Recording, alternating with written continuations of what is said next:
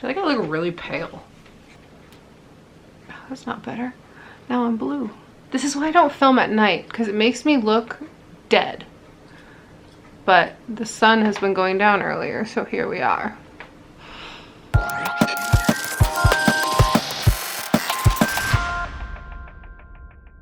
Hi friends, welcome back to my channel. It's almost Halloween and that's why I look really pale today, apparently. I'm doing vampire realness. Because it's almost Halloween, I wanted to share with you my favorite horror anthologies. And by favorite, I mean the ones that I own. The original plan for this video was to like do a bunch of research and find the best rated horror anthologies and whatnot. But then when I started looking around my house, I realized that I actually own 13 different horror anthologies, which is a lot. I'm kind of losing it today. I've been at work all day and I'm home and I'm super tired and I just want to eat Oreos. Okay, focus on the video. Do the video. I made my hair so messy. Now I don't only own horror anthologies. I have fantasy ones, I have science fiction ones. I have a lot of different anthologies that I like to collect. And the reason that I like anthologies so much is due to my commitment issues that I've discussed before.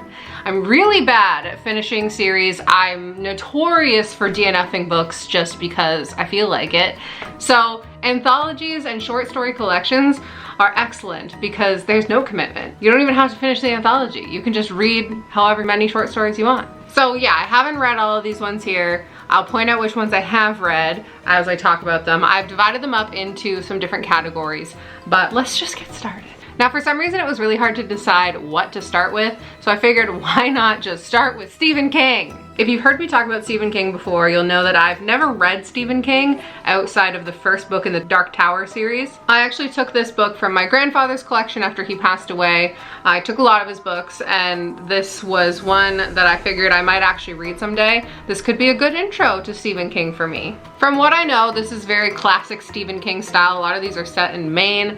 If you're familiar with his other works, you'll probably enjoy these. They're just short versions of his typical novels. A collection that is on my TBR before the end of October, very soon, I don't know, we'll see, is We Live Inside Your Eyes by Kealan Patrick Burke. Kealan Patrick Burke is sort of like a cult hit, I would say, as an author. I have one of his books, Kin, right here. He's known for extreme horror, splatterpunk, and gore. Tales of shock and horror. He is a Bram Stoker Award winner, which is one of the highest accolades in horror writing. This is a collection of 13 short stories, and my favorite thing about this collection is that he's actually dedicated it to the Bookstagram community, because we're all rallying behind him all the time, and I think that's really sweet.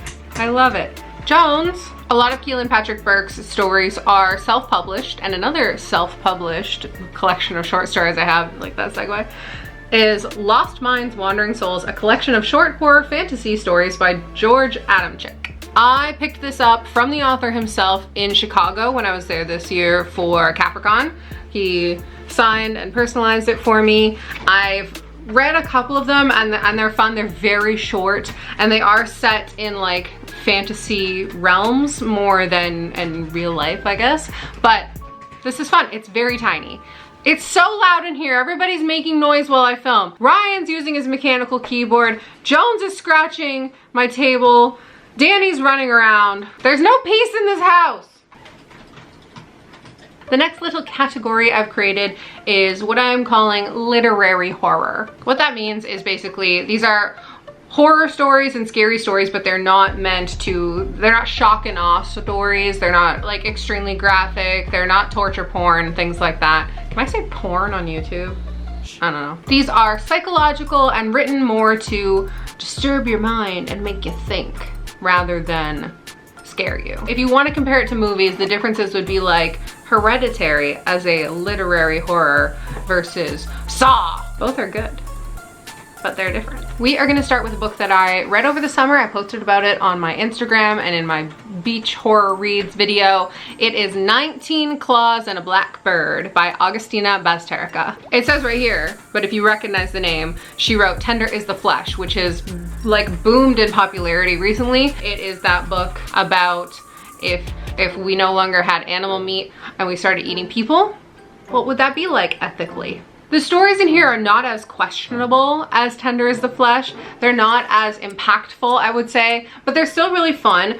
Very short. Some of them are like half a page long. I think there are 19 stories. Maybe that's why it's called 19 Claws and a Black Bird.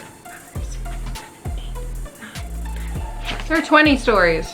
Anyways, I think that this is a good one for you if you like literary fiction, horror that makes you think, and if you enjoyed Tender is the Flesh. Next up, we have Growing Things and Other Stories by Paul Tremblay. Paul Tremblay is the author of A Head Full of Ghosts and Knock at the Cabin Door. It's not actually called that. It's called The Cabin at the End of the World, but when they made the movie, they changed it to Knock at the Cabin Door or something. This book has 19 stories. What do you know? Paul Tremblay is really definitely known for psychological thrillers and horror and suspense rather than straight up graphic gore. I haven't read this one myself yet, but I did pick it up at Old Goat Books, my favorite. And I'm looking forward to it because all the praise is saying that it's very inventive and unique and chilling and like truly disturbing. And just from reading the back, it sounds like there are some kind of fun scenarios, like a woman facing all the ghosts who scare her most in a choose your own adventure. The last book in the literary horror section of the video is Never Whistle at Night. It is written by multiple authors, but it has an introduction from Stephen Graham Jones, who's probably the most recognizable name associated with this book. He wrote The Only Good Indians and a lot of indigenous horror.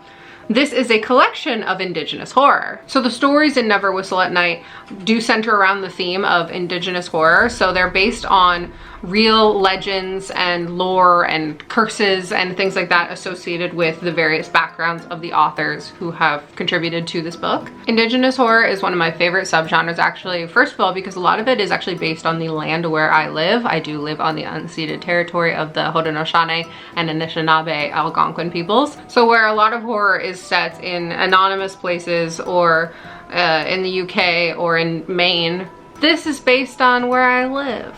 Now, I'm not trying to insert myself into indigenous stories, okay? Don't worry, it's fine. The other reasons that I love indigenous stories and horror is because they are grounded in real mythology and real beliefs and family legacies and are often a celebration of indigenous voices. Now, just because those were all literary fiction doesn't mean the other books I'm talking about are definitely not literary fiction. They are. I just needed to categorize these in different ways. And, you know, someone like Keelan Patrick Burke specifically writes shock and awe horror. My next little stack that I've got here is sort of known properties, is what I'm calling it. These anthologies are all part of or centered around or contributing to things you've already heard of. If you know Dungeons and Dragons, then maybe you also know Vampire the Masquerade. It's a different role-playing game it's Dungeons and Dragons, but it's vampires. Anyways, a little while ago, a couple years ago, a novel, Walk Among Us, was published. It is 3 novellas by Genevieve Gornichek, Cassandra Kaw, and Caitlin Starling, who are 3 of my absolute faves. One of my favorite books this year was written by Cassandra Kaw. It was The Salt Grows Heavy. Genevieve Gornichek is the author of The Witch's Heart and the new one, it's behind me, The Weaver and the Witch Queen. And Caitlin Starling is one of my favorite underrated authors. She wrote a book called The Death of Jane Lawrence that I read last year that broke me. It is one of the only books that has truly fractured my soul. Have I gotten around to actually reading any of the novellas in this book? No. Also, all 3 of these authors can write some truly horrific, fantastic stuff. So I am excited to actually get around to reading this.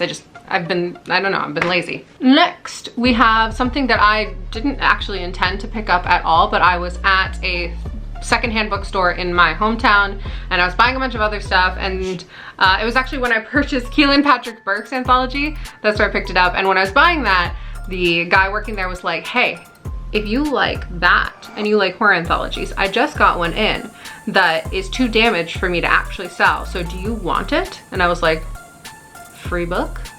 Yes, please. And then when I actually looked into it, it's pretty exciting. It is Perchance to Dream, Selected Stories by Charles Beaumont. This is a Penguin Classics. It is heavily damaged, but that's okay. I don't know who Charles Beaumont is, or at least I didn't before getting this book, but I did see it has a foreword by Ray Bradbury. I can't talk right now, Bradbury. and an afterword by William Shatner. Who is Charles Beaumont? Well, he is a writer for the Twilight Zone. Was a writer for the Twilight Zone. So these are weird horror stories. There's aliens, there's stuff in the past, there's stuff in the future, there's mixes of everything, and I think 3 of the stories in here were actually adapted into Twilight Zone episodes after this book was published. So this is really cool, and I'm thrilled that I just randomly was given it by a bookstore employee. Thank you. These last 2 I don't have much to say about other than they're collections of Lovecraft stories. You know who H.P. Lovecraft is. He's everywhere. I don't need to talk about him, but yeah, Lovecraftian eldritch nonsense. I like collecting these books. There are many more editions that I want to grab. I've read a few Lovecraft stories, not even just from these. I can't name them. I don't remember. All hail Cthulhu. My final category is folk horror. Folk horror is the greatest subgenre of anything ever to have ever been created. I was told recently that when I say folk horror, or just horror in general, it sounds like I'm saying horror, and that's okay. Folk horror. I talked about this book in my kids horror video. It's Beasts and Beauty, Dangerous Tales. These are retellings of some classic Grimm's fairy tales. Not the Disney treatment at all. They're creepy and for kids and for adults. I've said it a million times, so I'm not gonna go into it again right now, but kids horror is a fantastic genre because it's whimsical and wrong, and that's why it's so right. The penultimate book is The Gathering Dark. This is straight up an anthology of folk horror, and it has stories from Hannah Witten, Chloe Gong, other people that I don't recognize, but that's still cool. I guess I should give a brief description of what folk horror is and why I like it. Folk horror is horror that is based usually in religion and nature, and it's always in a rural setting. It focuses on isolation, on dark magic. Lots of books to do with witches are folk horror, and it just has to do with old, real superstitions. The last book I'm really excited about. I just picked this up, so I have not read any of it yet. The reason I've got it as my final choice though is because it's a nice transition into what's coming next. It's a winter solstice anthology, Christmas and Other Horrors. Look at this. I'm so excited about this one, guys. And don't worry, it's not just Christmas. I see a menorah right here. I thought of a better way to explain what folk horror is. A lot of the time it focuses on the perversion of traditions. And that is exactly what's happening in here. This collection features stories about all sorts of different winter myths and legends from around the world, and it has some fantastic authors in here that I'm really excited about. So we've got Stephen Graham Jones, who I've already mentioned, Cassandra Kah, who I've already mentioned, Alma Katsu wrote The Hunger, which is the Donner Party book that I'm reading right now. We've also got Josh Malerman, who wrote Bird Box, and Garth Nix. There's a bunch of others too that are on the back. Those I guess are just like the big ones that they decided to put on the front. But you know, this is a stacked cast of authors. Merry Christmas, guys. Wow, I talked for so much longer than I thought I was going to. I said I was gonna make this a short video, and then I realized I had 13 books to talk about, and I've been filming for a long time. Hopefully I was able to cut a bunch out of that. Let me know what your favorite anthology is, whether it's horror or fantasy or sci-fi or something else. Put it in the comments. I'd love to take a look. Before I go, don't forget to like and subscribe and ring the bell icon so you know when I upload new videos. I upload 2 days a week. I love you guys. Goodbye.